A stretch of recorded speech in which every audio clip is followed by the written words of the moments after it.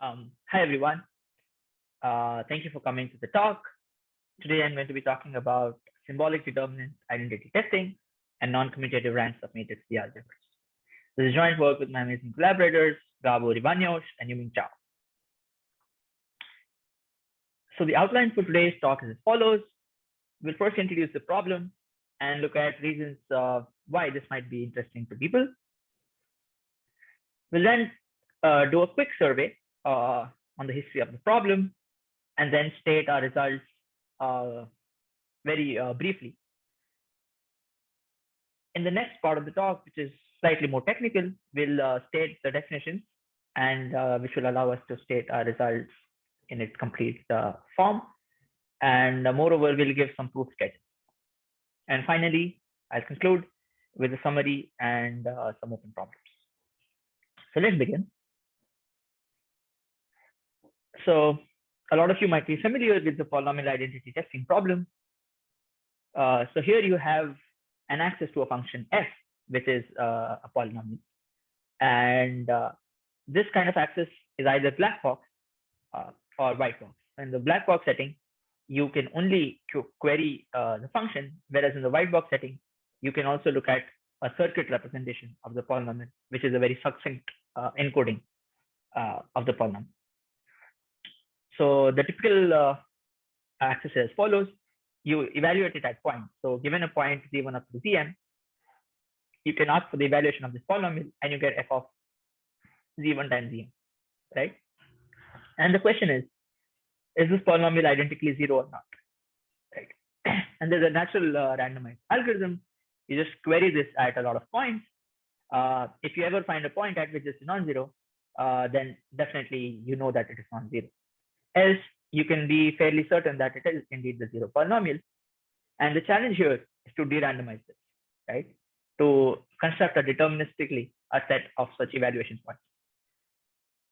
A weakening of the problem would be to ask, even if this problem is even in NP, right? So is there even a succinct certificate that can certify singularity or certify that this polynomial is zero? Right. Note that it is clearly in co-NP, because if it is not a zero, then you have a point at which it evaluates to non-zero. Okay, so what is symbolic determinant identity testing? Well, it's a subcase of this problem when the polynomial has a very specific form, which is it is the determinant of a matrix whose each entry is a linear form, right? So after separating out the variables, I can write it as summation xi ai, where you have I ranges from 1 to m, and ai is a matrix scalar that is element from the base field f. So again, given a tuple z1 through zm, you can evaluate this polynomial. And this case, although it might seem like a very special case of a general polynomial, it's quite general, right? It's still very general. There are multiple ways to see this, but one reason is this landmark result of Carbonates and Impagliazzo, which says that putting this problem in n sub x, that is showing that there are sub-exponential size certificates, already implies circuit lower bounds, and very good circuit lower bounds that too, which are far off from our current reach. So this says that this is a very interesting problem from the lower bounds perspective. And the upshot of this case is that you can use linear algebra, right? Because this is a very linear algebraic setup. You have a bunch of matrices, you're computing determinants. So you can hope to use linear algebra. All right. So let's view to the linear algebraic viewpoint or the matrix space viewpoint. So we collect these matrices A1 up to An in the definition and take the linear span and call it this calligraphic A, right? It is a subspace of the space of all matrices over F, which is a space of dimension n square. And this is a certain linear subspace of that, right? Denoted by A. And we say that A is singular if every matrix in it is singular, right? So if every matrix in this is singular, we call the space, the entire space A, to be singular. And this is easy to see that it is the same as a symbolic determinant being zero, because you can interpret this matrix summation xi ai for each x, for each tuple x, you can interpret this as an element of your linear space, right? Because it's a linear combination at the end of the day. So this is a matrix in the matrix space A, and this just says that every matrix in the matrix space has a determinant 0, which is same as it being singular. All right. So now there are two special kinds of certificates which have been studied in the past and for which we know certain algorithms. So the first kind is what is known as a shrunk subspace. So let's first define a subspace U and the action of A on the subspace. So matrices act on a subspace naturally by this multiplication, and we just denote by shorthand A times U to be the union of images for every A in the matrix space A and a vector U in the subspace U, right? So you collect this entire bunch of vectors linearly in space, and the space U is called a shrunk subspace if after the action by A, the dimension shrinks, right? And in this case, the space is also called non-commutative singular, right? It might not really be clear why the term non-commutativity is used here, but we will not get into that. The key point is that this is a certificate of singularity, because if the space were not singular, then there would exist a matrix A of rank, of full rank, and the image of A times U, where U ranges over the subspace, itself would have dimension exactly equal to U, right? So so this space cannot be singular, right? So such a subspace is a witness or a certificate of singularity, and it is quite succinct, right? So ignoring bit complexities, you could just give a basis, and it would have at most n vectors in it, and that would certify. And computing this and verifying this is algorithmically not very hard. The hard part is to come up with such a U.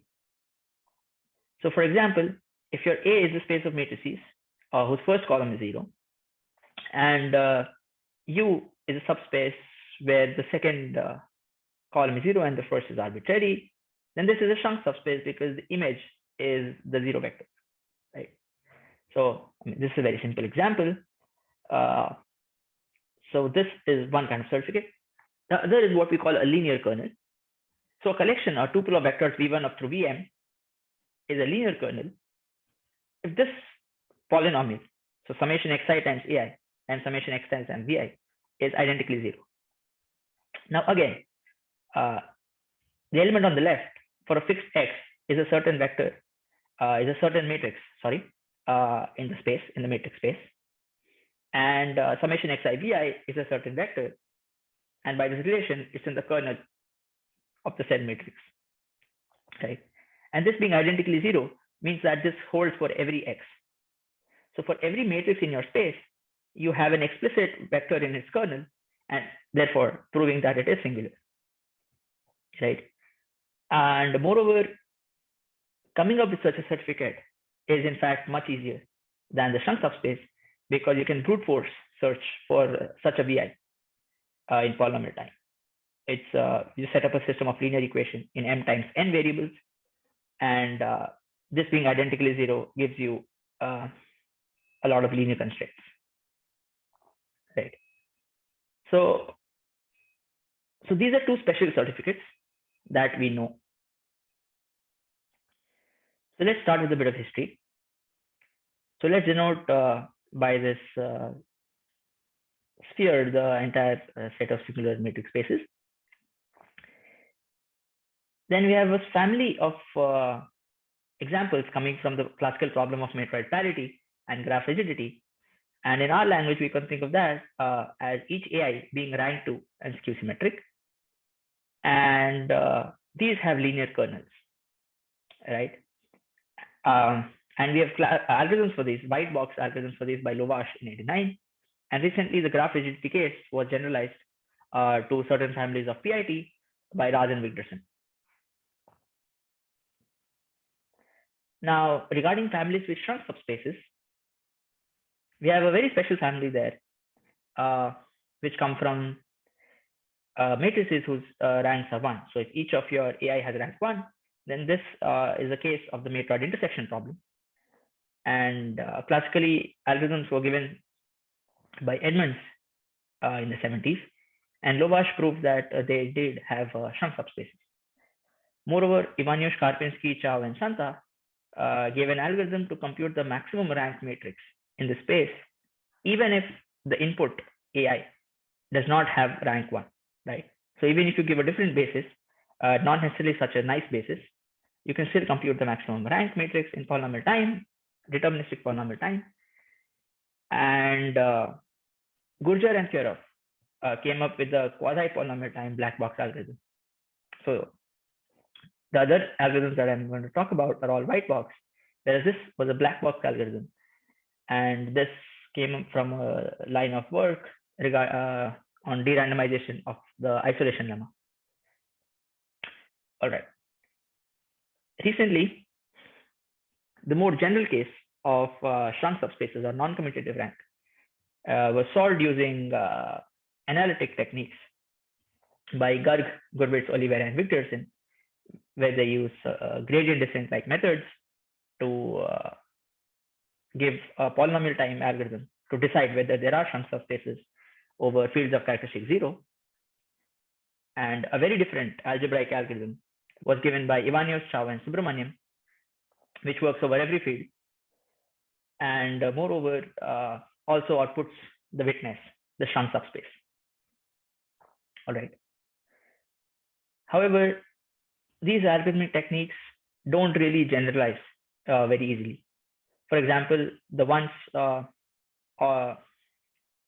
using matroid properties very specifically need the fact that the ranks, the matrices are of this very special form.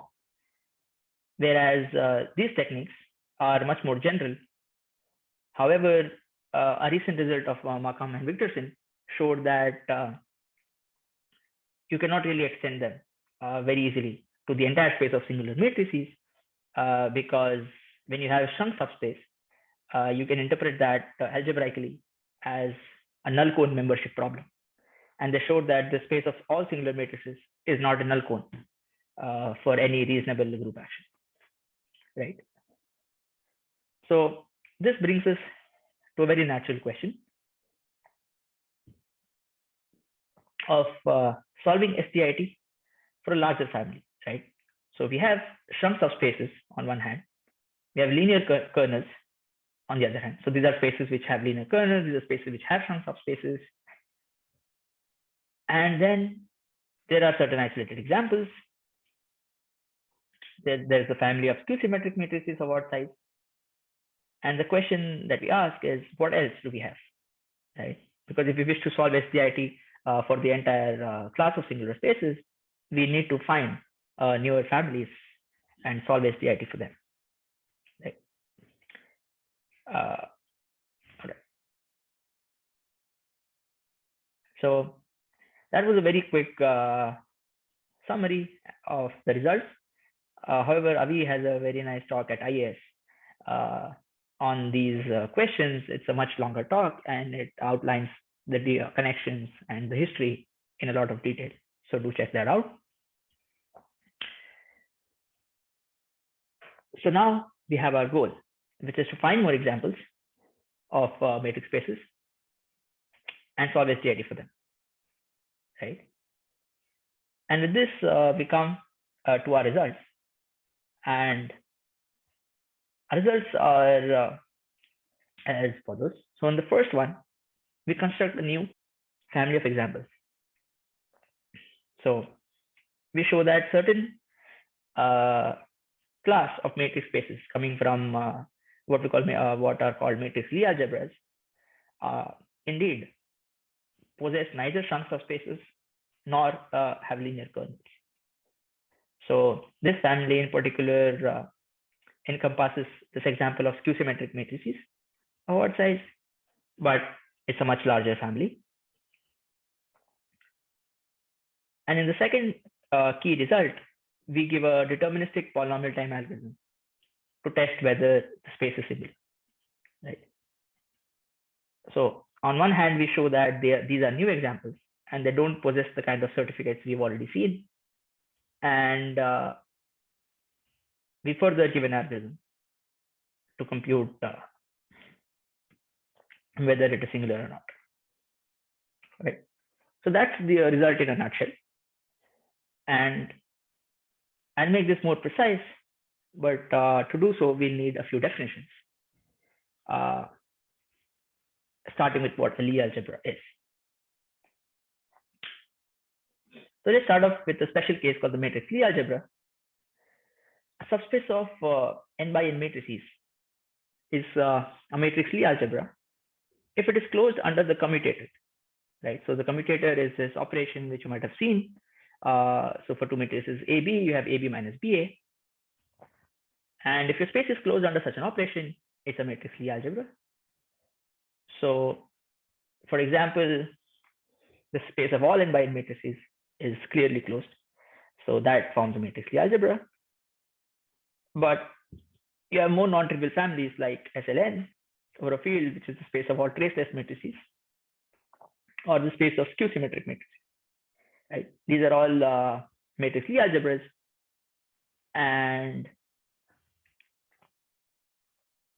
we further need the definition of an irreducible matrix Lie algebra, which is an algebra such that for any non-trivial subspace, so any subspace that is not the all zero or the all or the entire space, A times U is not contained in U, right? So recall the definition of A times U, which is the image of A and U for every matrix in the space and every vector in the subspace, right? So now we state the result more formally, which is that every non-zero irreducible matrix Lie algebra over the complex numbers has no shrunk subspace, right? And the key idea here to prove this is to show that if you have a shrunk subspace, then you can construct an invariant subspace U, which is non-trivial, which would contradict the definition of it being irreducible, right? And to do that, and also let me mention that this result was also independently obtained by Markham and Dirksen, and their proof technique is quite different, and they use representation theory, whereas as we'll see, we'll use the correspondence with Lie groups. So let's look at this correspondence between Lie groups and Lie algebras. So this beautiful image is by Timothy Budd, adapted by an image by Keenan. So what is a Lie group? A Lie group is a group that has an additional structure of being a manifold, and you have this group operations actually being topologically continuous maps. And the correspondence is that for Lie algebras over the complex numbers can be seen as tangent spaces at the identity of Lie groups, right? So for every Lie algebra, there's this Lie group whose tangent space gives you this Lie algebra. So for example, the Lie algebra SLN of traceless matrices can be seen as the tangent space as a Lie algebra of the Lie group SLN on n by n matrices with determinant 1, right? So the name is not a coincidence, and we'll use this notation to denote the Lie algebra of a group. So Lie of G denotes its Lie algebra, right? So now the proof sketch is briefly as follows. So we would like to show that the shrunk subspaces give rise to invariant subspaces, that is subspaces such that A of U is contained in U, right? So instead of proving that it's invariant under the Lie algebra, we would like to prove that it is invariant under the Lie group. And then we show a lemma stating that suffices, that if a subspace is invariant under the Lie group, it is invariant under the Lie algebra. And the other key idea is that of a canonical shrunk subspace, right? So if your matrix space has shrunk subspaces, or in other words, if it is non-commutative singular, then there is a special subspace called a canonical shrunk subspace, which is invariant under stabilizers. So a stabilizer is a matrix which under conjugation, so if you take the matrix space A and you conjugate it by X, you recover the matrix space. right? So such matrices that are called stabilizers, and we show that there is a special subspace which is invariant under stabilizers, right? And then we use this fact that any Lie group stabilizes its Lie algebra. So therefore, since it stabilizes the Lie algebra, by this lemma, it is invariant. So the canonical trunk subspace is invariant under the Lie group. And by the first lemma, we have that it is invariant under the Lie algebra, which is our matrix space, right? So that is more or less the entire proof here. And as you can see, it is quite a short proof, save for this lemma. Right, and this can be generalized beyond the irreducible case. So I stated it initially right now for an irreducible algebra, but let A be any matrix Lie algebra, then you can have a composition series, which is a set of irreducible matrix Lie algebras, and each of them is called a composition factor by a theorem, by a well-known classical theorem in math. This set is not unique, but it's unique up to isomorphism. So these factors are unique up to isomorphism. And the theorem says that for any matrix Lie algebra, you look at all the composition factors. If none of them are 0, then you do not have shrunk subspace. On the other hand, if any of these are 0, then definitely you will have a shrunk subspace, right? So this gives a complete characterization. So having looked at shrunk subspaces, let's look at linear kernels. And the statement is as follows. Let G be a semi-simple Lie algebra over complex numbers, and rho be any irreducible representation. Then the matrix space, which is the image of G under rho, has a linear kernel if and only if rho is either the 0 map or it is isomorphic to the adjoint representation, right? So a note for the expert is that here we can assume without loss of generality that rho is faithful, and the theorem holds over every algebraically closed field of characteristic distinct from 2 or 3. But a lot of these terms need definitions, and let us now define these terms, and then we'll come back to the result. So let's take a step back and ask ourselves, how can we build matrix Lie algebra, right? How do you come up with such spaces which are closed under this commutative bracket? So to do that, we define an abstract Lie algebra. So for any vector space G, to turn it into a Lie algebra, you need a Lie bracket, that is a bilinear map, which has the following 2 properties. The first is that it is antisymmetric. So the bracket of xy is negative bracket of yx, and this implies in particular that x comma x is 0.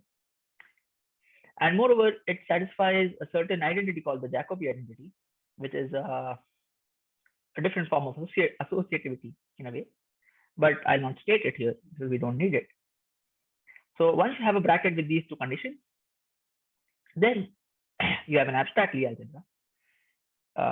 For example, the matrix Lie algebra is a Lie algebra because the commutator satisfies these properties.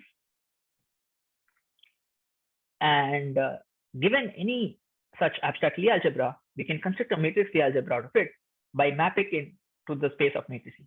So here GLV are all matrices, which are basically thought of as maps from V to itself, right? So they are dimension V times dimension V sized matrices.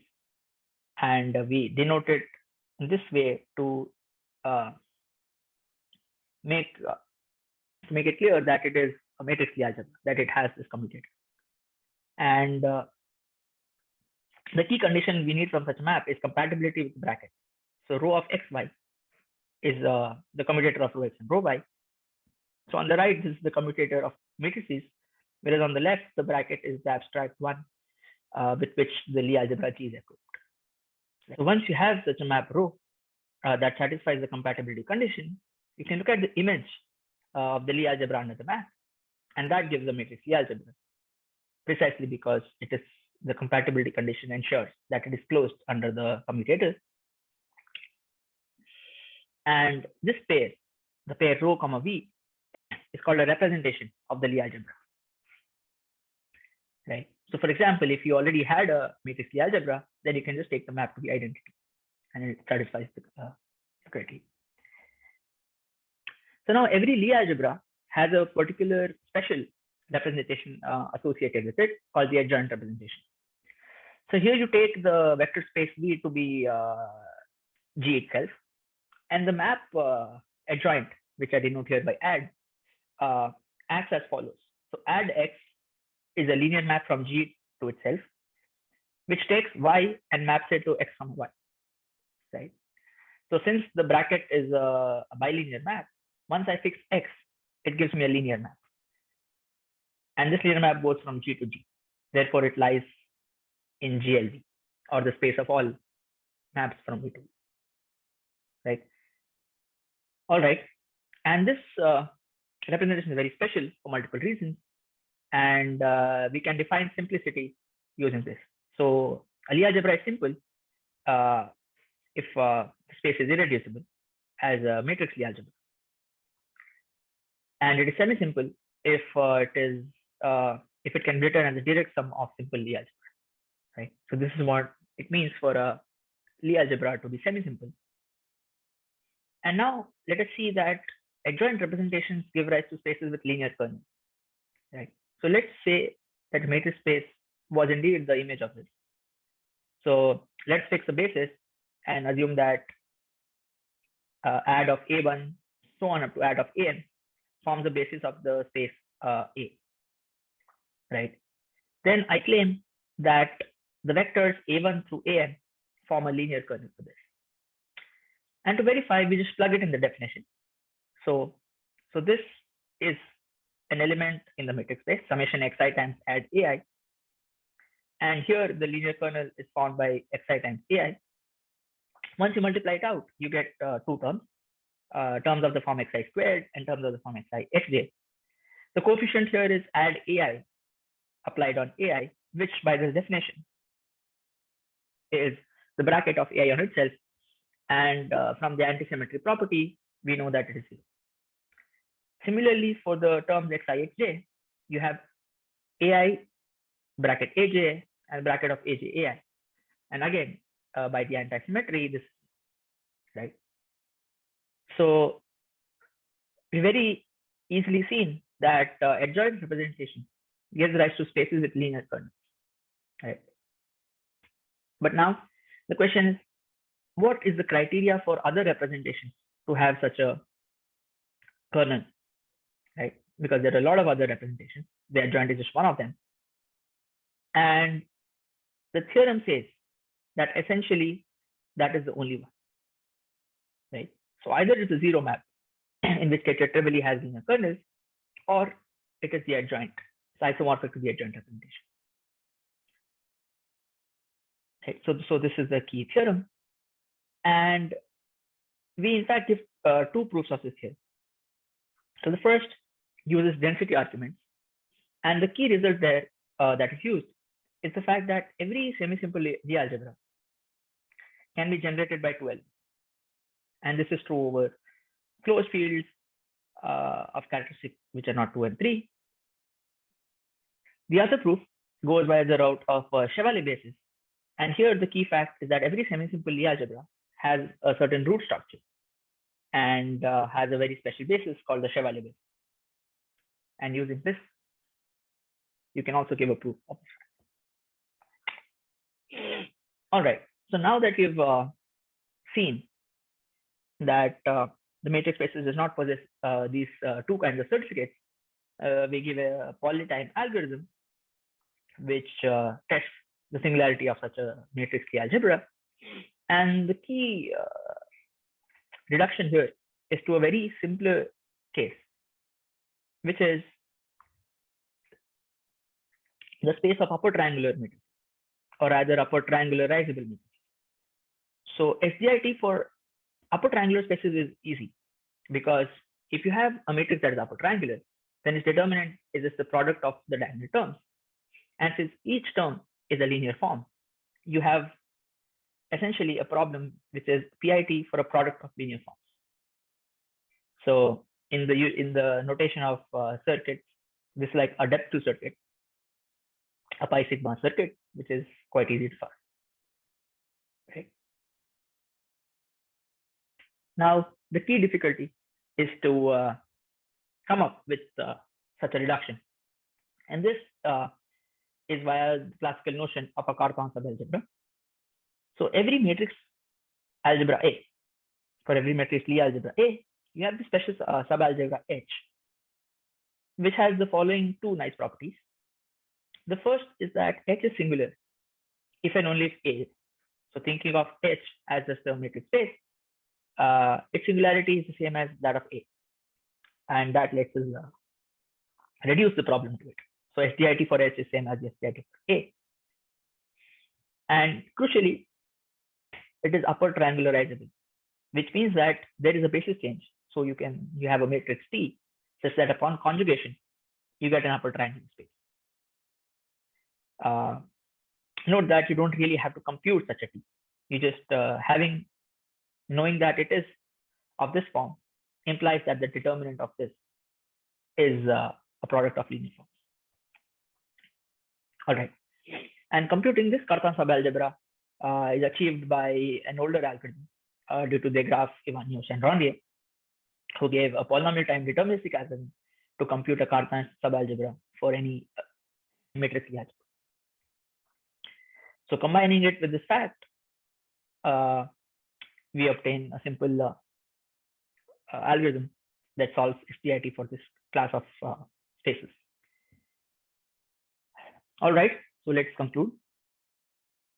So we have seen that representations of Lie algebra, which are nothing but matrix Lie algebras, give examples of singular spaces which do not have shrunk subspace.